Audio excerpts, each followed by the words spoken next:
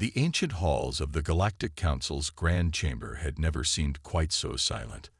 High Chancellor Vexna, their crystalline form shimmering with nervous energy, studied the holographic projection floating above the central podium. The image showed a blue-green planet, unremarkable at first glance, but the data scrolling beside it told a different story. "You mean to tell me," Vexna's voice resonated through the chamber, "that this species evolved on a world with multiple apex predators, regular tectonic activity, and atmospheric phenomena that can level entire cities?" Senior xenobiologist Trillax adjusted her environmental suit, her bioluminescent patches pulsing with excitement. "Yes, Chancellor. But that's not even the most remarkable part. They survived not one, but several extinction-level events during their evolution.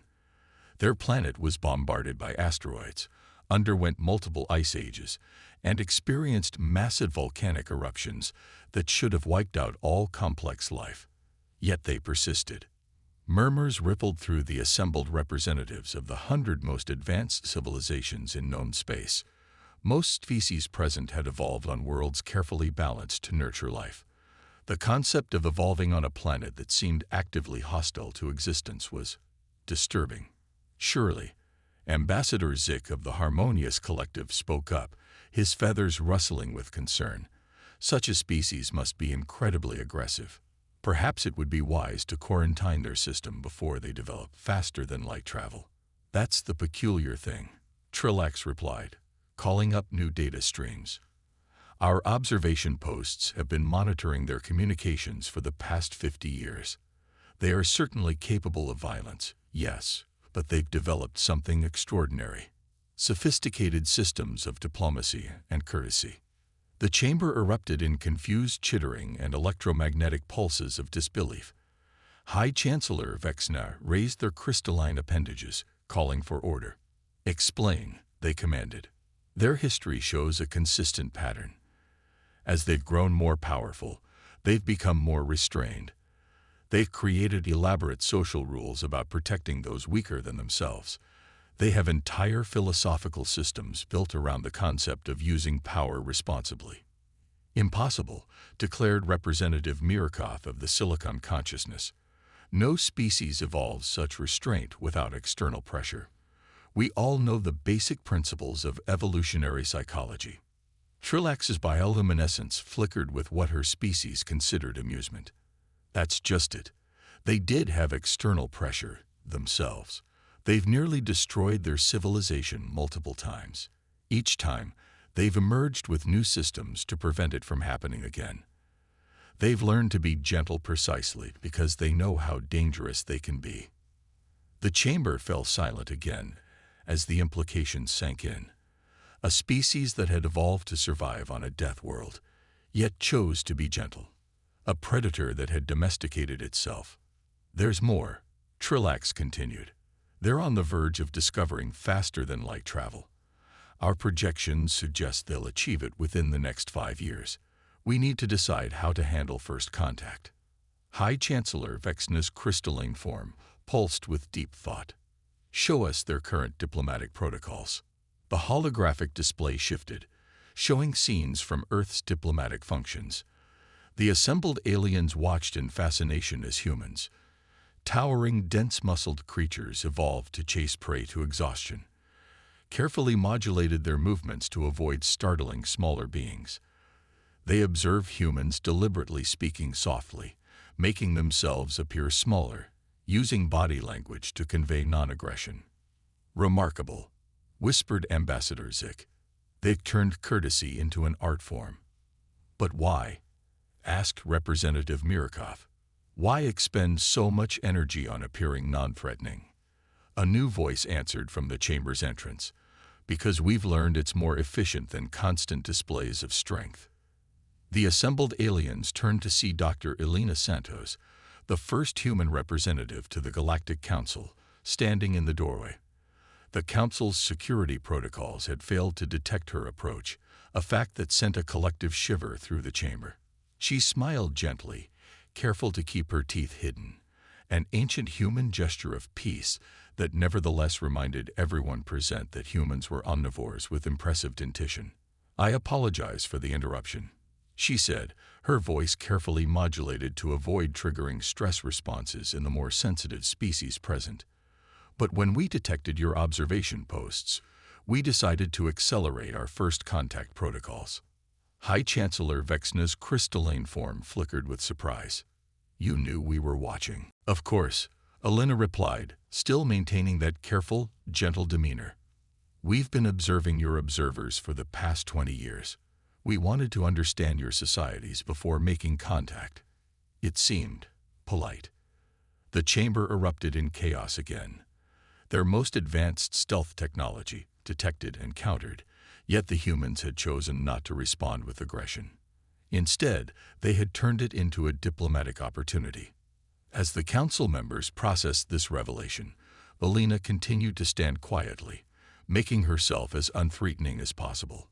But every being in that chamber suddenly understood that this was a choice, one made by a species that had evolved to survive conditions that would kill most of them in minutes. "Welcome to the Galactic Council, Representative Santos," High Chancellor Vexna finally said, their crystalline form resonating with a new frequency, respect tinged with healthy caution. "I believe we have much to learn from each other." Elena's smile widened slightly, still careful to keep her teeth hidden. "We look forward to it, Chancellor. Humanity has always believed that the best way to make friends is to be one." Though, she added, her voice taking on just the slightest edge, "We've also learned that true friendship requires honesty about one's capabilities." The message was clear. Humanity's politeness was a choice, not a weakness. And somehow, that made it even more terrifying. 6 months after humanity's dramatic entrance into the Galactic Council, the trading hub of Nexus Station buzzed with activity and confusion. Merchant Overseer Clyrix watched from his elevated observation post as another human trading delegation walked through the Grand Bazaar, their movements deliberately measured and gentle despite their imposing physiques.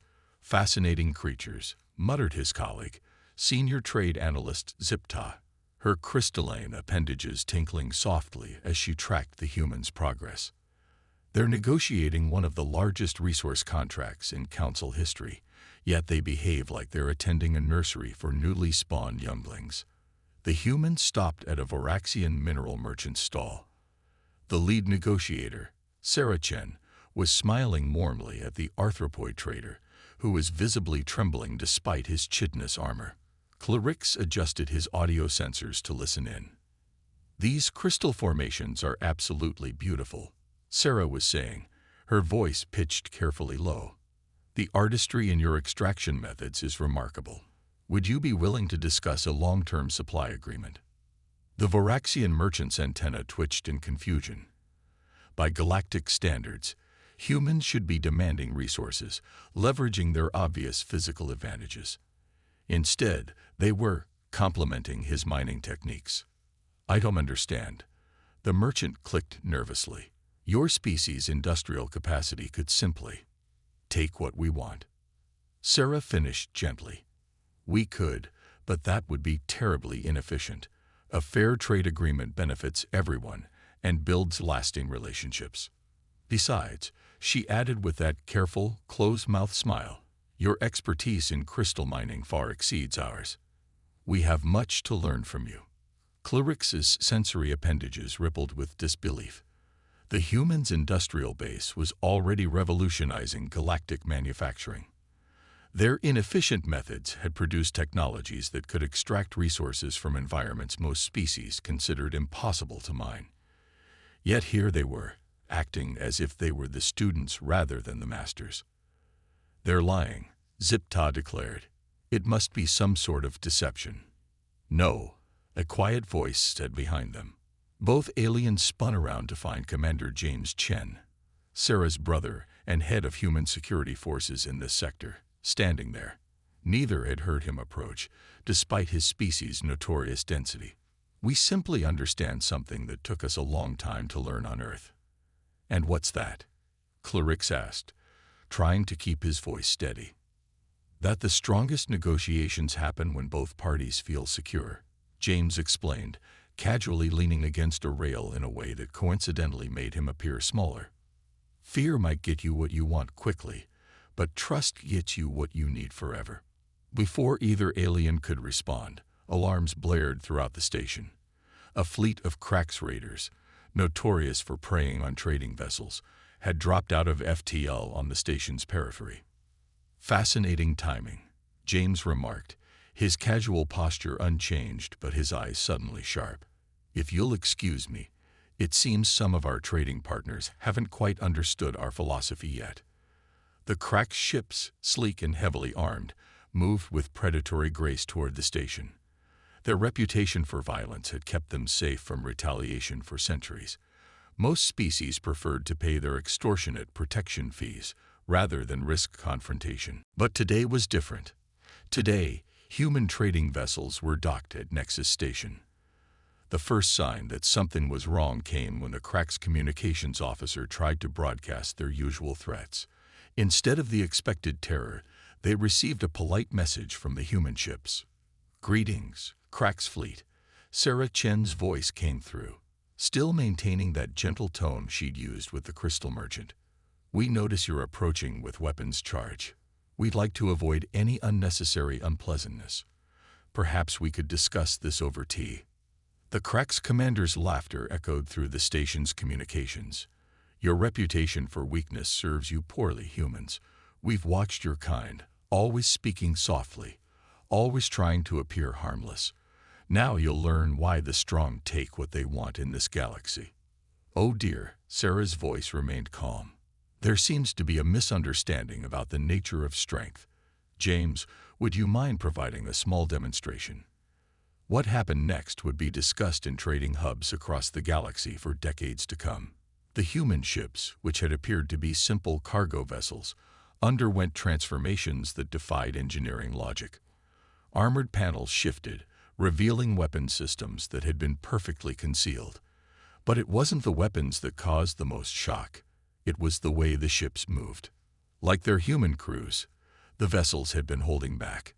Now they demonstrated their true capabilities, executing maneuvers that seemed to ignore the normal laws of physics. They danced through space with impossible grace, surrounding the Crax fleet before anyone could react. "You see," Sarah's voice came through again, still gentle but now carrying an edge that made even distant observers shiver. "We humans learned long ago that true strength isn't about showing off. It's about having the power to destroy your enemies, but choosing not to. However," and here her voice took on an almost educational tone, "it's important that the choice be understood as exactly that, a choice." The Crax fleet hung motionless, surrounded by cargo ships that had suddenly revealed themselves to be some of the most advanced warships in known space. From their observation post, Clorix and Zipta watched in stunned silence as the human vessels herded the Crax fleet toward the station's detention docks, moving with the same careful precision their crews use when walking through crowded marketplaces. "Now then," Sarah's voice echoed through the station, still perfectly pleasant, "shall we return to our trade discussions? I believe we were talking about crystal mining techniques." Trading patterns across the galaxy changed dramatically after that day. It turned out that many species suddenly found human politeness far more terrifying than any show of force could ever be. The emergency session of the Galactic Council's Security Committee was called to order amid an atmosphere of barely contained panic. The events at Nexus Station had sent shockwaves through galactic society, and now representatives from across known space gathered to address what many were calling the human question. High Chancellor Vexna's crystalline form pulsed with stress patterns as they reviewed the latest reports. In the past 3 standard months since the Nexus Station incident, piracy rates have dropped by 87% in sectors with human presence. Not through violence, but through... They paused, their crystalline structure flickering with disbelief. Strongly worded diplomatic notices. Ambassador Zik ruffled his feathers nervously. "They're simply sending letters to known pirate groups. Letters. And the pirates are apologizing and paying reparations. "It's what's in those letters that matters," growled Representative Murkoff. "My intelligence networks have obtained copies. The humans are offering two choices: accept integration into legitimate trading networks, or receive a practical demonstration of why their homeworld's apex predators considered humans more dangerous than themselves." The chamber erupted in multilingual murmuring. Admiral Philax of the Council Defense Force rose from her hoverpod, her tentacles writhing with agitation. "The true concern is what we've discovered about their technological capabilities. Those trading vessels at Nexus Station, they weren't military ships disguised as cargo haulers. They were actual cargo haulers that could transform into warships. The humans have made their entire civilian fleet combat capable." "That's impossible," declared Technical Overseer Kinsha. "The energy requirements alone are handled by technology we barely understand." Admiral Philax interrupted. "Remember, these are beings who casually split atoms for power generation. They harness fusion reactions in devices small enough to fit in their dwellings. And now we're discovering that what we thought was their cutting-edge military technology is actually their civilian standard." A new hologram appeared above the central podium, showing footage from a recent human cultural exchange event. In it, human children were playing what they called sports, recreational activities that would qualify as extreme survival training by most species standards. "Look at this," senior xenobiologist Trillax pointed with a trembling appendage. "Their younglings casually engage in activities that would kill most of us. They call it fun. Their entire species is so accustomed to operating in death-world conditions that they seek out additional challenges for entertainment." The chamber fell silent as the implications sank in. They weren't dealing with a species that had developed advanced military technology. They were dealing with a species that had developed advanced civilian technology, and their military capabilities were still largely unknown. "Perhaps," Ambassador Zik suggested carefully, "we should consider restricting their expansion. For the safety of—" "Ambassador," a quiet voice interrupted. Dr. Elena Santos stood in her usual place at the human delegation's podium, still maintaining that carefully non-threatening posture that now seemed more unsettling than reassuring. "Would you like to hear a story from Earth's history?" The chamber fell silent. When humans offered to tell stories, wise beings listened. "There was once a group of islands called Japan," Elena began, her voice gentle as always. "They chose isolation, closing themselves off from the outside world. Then, one day, foreign ships arrived and demanded they open their borders for trade. The Japanese learned an important lesson that day. Isolation doesn't prevent change. It only ensures you're unprepared for it when it comes." She smiled that careful, closed-mouth smile. "We're not telling you this story as a threat, but as a warning born from experience. Humanity doesn't want isolation or restriction. We want partnership. We want to learn from you as much as you can learn from us. But," and here her voice took on that subtle edge that made several representatives' survival instincts scream in mourning, "we also want to be very clear about the nature of that partnership." Admiral Philax's tentacles curled in agitation. "And what nature is that?" "One of mutual respect and understanding," Elena replied simply. "We will continue to be polite, to trade fairly, to share technology, and to help maintain peace.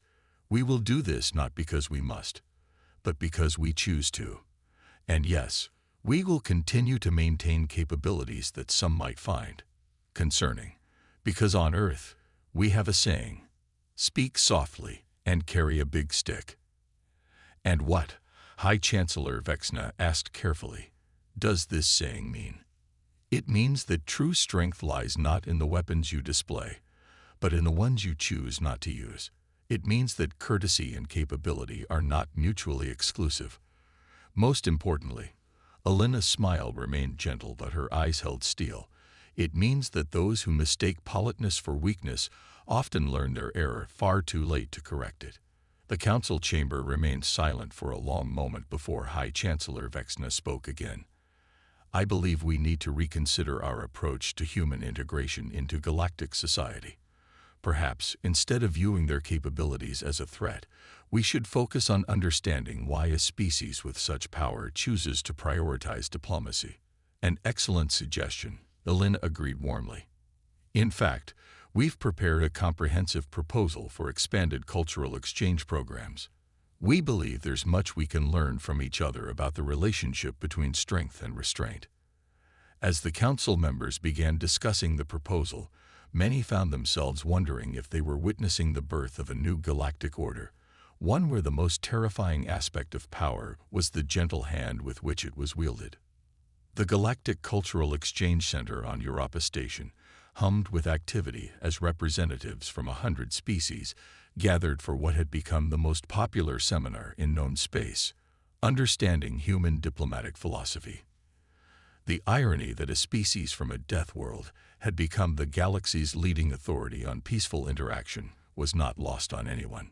Ambassador Xinri of the luminous Concordat watched in fascination as retired human diplomat Maria Gonzalez demonstrated what humans called de-escalation techniques to a group of security officers from various species. The key, Maria explained, moving with that characteristic human gentleness that everyone now recognized as carefully controlled power, is understanding that strength isn't about domination.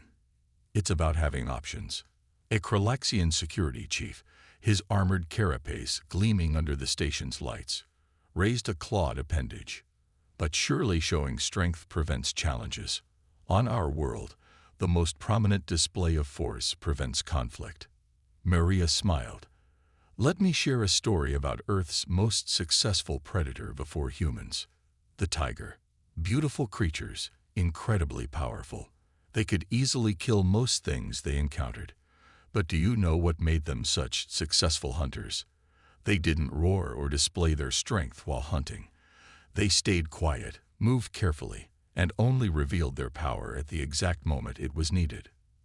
The assembled aliens shifted uncomfortably, remembering that humans had evolved on a world where such creatures were considered normal wildlife. But that's not even the most interesting part, Maria continued. When we began our space program, we took lessons from every predator and prey species on Earth. We learned stealth from tigers, endurance from wolves, social cooperation from ants, adaptability from rats, and tool use from octopi. But most importantly, we learned that the true mark of an apex species isn't the ability to destroy. It's the ability to choose not to. In another section of the station, Dr. James Chen, now promoted to Strategic Director of Human Space Force, was giving a very different kind of presentation to the Galactic Defense Council. You're telling us, Admiral Phylax's tentacles writhed in disbelief, that your civilian ships are actually more advanced than your military vessels. Of course, James replied casually, leaning against the podium in that deceptively relaxed pose. Military technology needs to be reliable under extreme conditions. It needs to be easily repairable, consistently functional, and straightforward to use. Civilian technology can be more experimental. He brought up a hologram of a standard human trading vessel. This ship isn't designed for combat. It's designed to survive anything while protecting its crew and cargo. The fact that survival sometimes requires combat capabilities is incidental. The assembled military leaders stared at the schematic in stunned silence.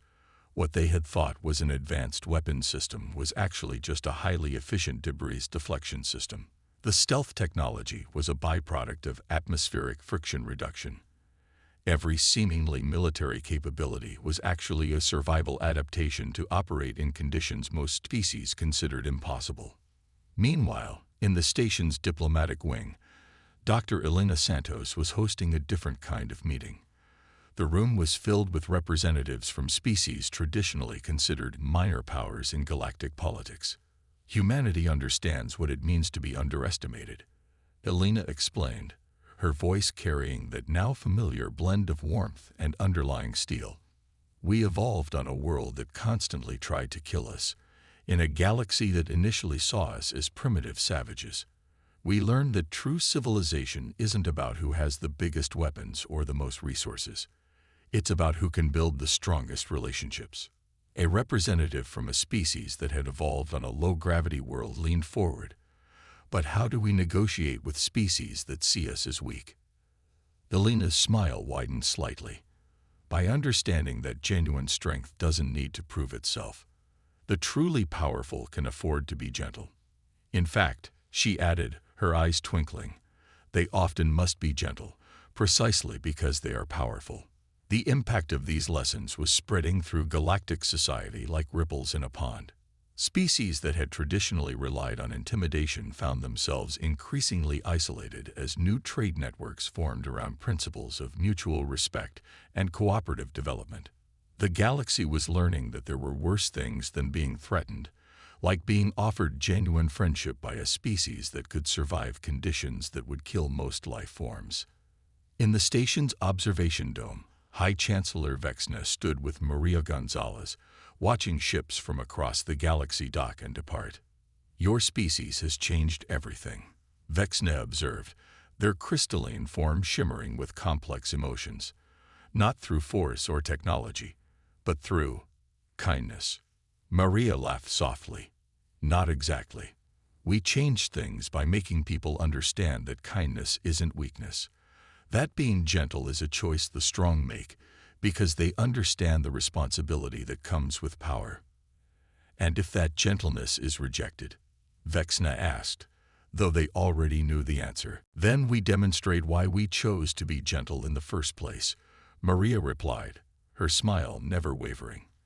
But you know what's truly fascinating. The more clearly we communicate our capabilities, the less often we have to demonstrate them. It turns out that most beings are quite reasonable once they understand that politeness is a gift, not a weakness. As if to emphasize her point, a massive human trading vessel glided past the observation window, its movements precisely controlled despite its enormous size. Like its creators, it was a perfect embodiment of restrained power.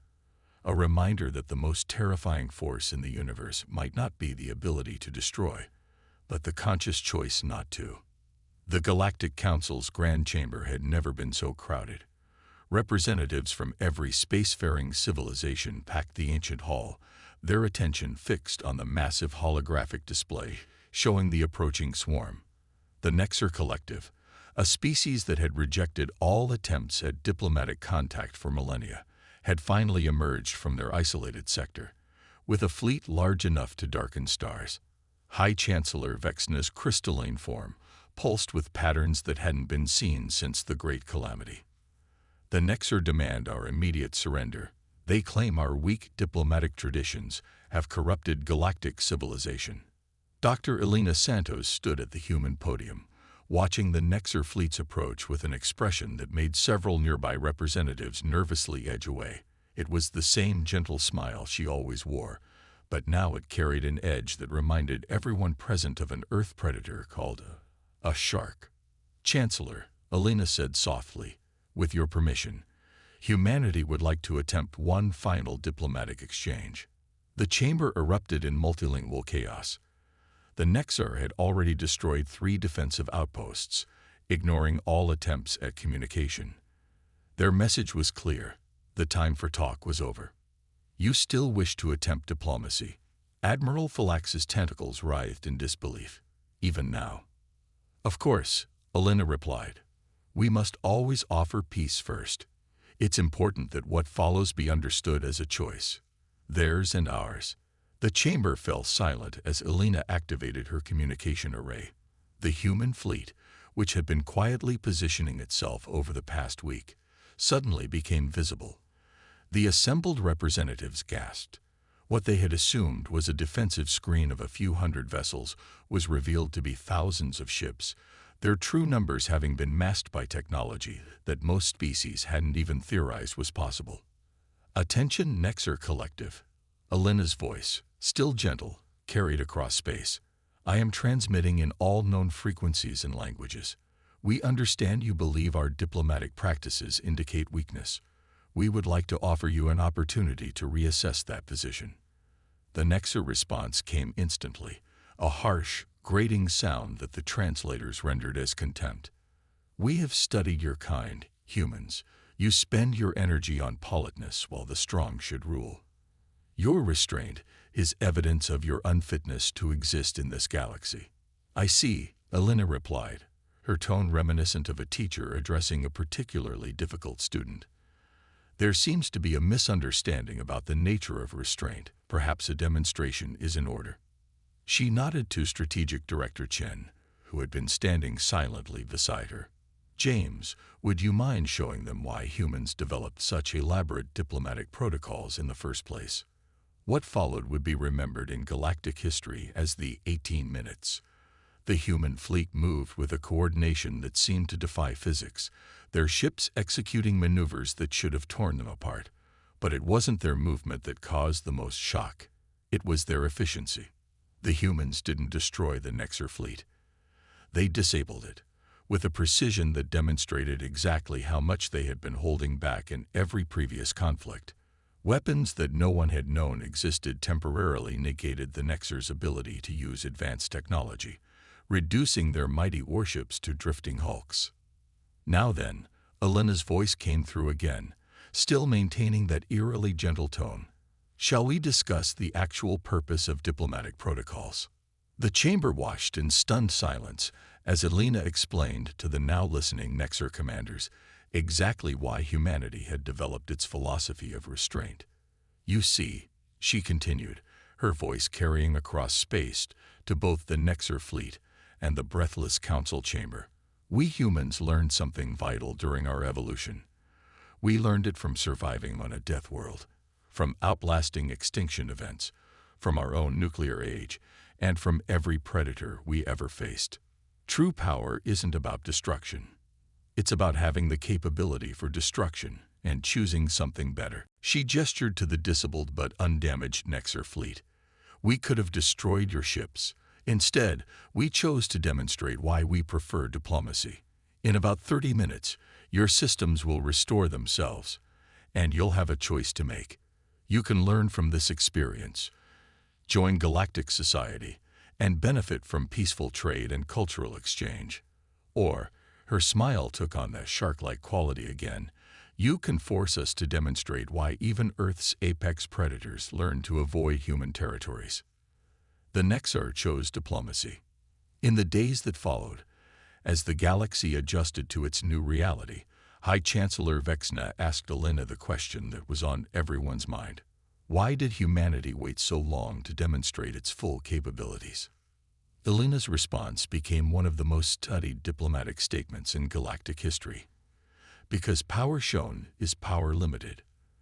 The galaxy needed to understand that our politeness wasn't a mask for weakness, but a door to strength. We are gentle not because we must be, but because we've learned that true civilization begins when those who can destroy choose instead to create. She turned to the window, watching ships from across the galaxy, including newly diplomatic Nexer vessels, dock at the Council Station. Humanity survived a death world by learning when to fight and when to cooperate. We learned that the strongest hunter isn't the one with the sharpest claws, but the one who never needs to use them. And now, she smiled that familiar, careful smile. The galaxy understands why apex predators who choose to be gentle are the most terrifying force in existence. The Galactic Council formalized new diplomatic protocols that year, based on what they called the human paradox. The understanding that true strength lies not in the ability to destroy, but in the choice to be gentle despite that ability. Species across the galaxy began to understand that politeness wasn't a sign of weakness, but rather the mark of a civilization strong enough to choose peace. And if anyone ever forgot that lesson, they needed only to look at Earth's night sky, where humans had learned to survive despite nature's constant attempts to eliminate them, to remember why the galaxy's most courteous species was also its most fearsome.